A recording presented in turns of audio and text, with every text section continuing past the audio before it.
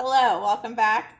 I've finished this down with the orange rods along the mohawk section. Now I'm going to take about 3 perm rods worth of ends. So I have these 3 perm rods here. I've got these wispy little ends. I'm going to wet them down. I'm going to use 1 end paper for all 3 of them. And I'm going to do it as a little bookend. So I'm going to fold that in half. I'm going to scoop up all 3 of these ends. I'm going to pull that. I'm kind of holding these perm rods in place so I don't loosen them up too much. Roll that, and then I'm going to roll those ends, all 3 of those ends together, and that kind of helps stabilize these 3 perm rods here because this is nice and tight.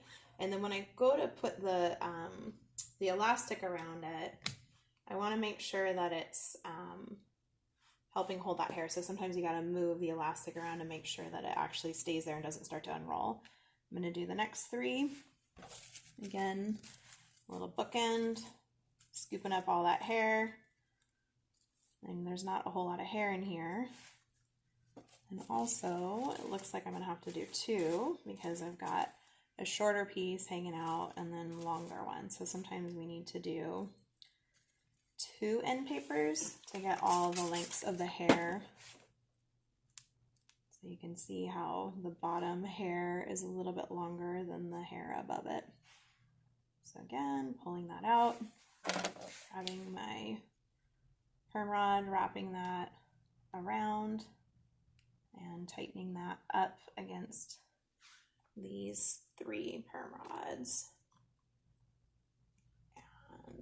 Closing that, and you see how that just dropped?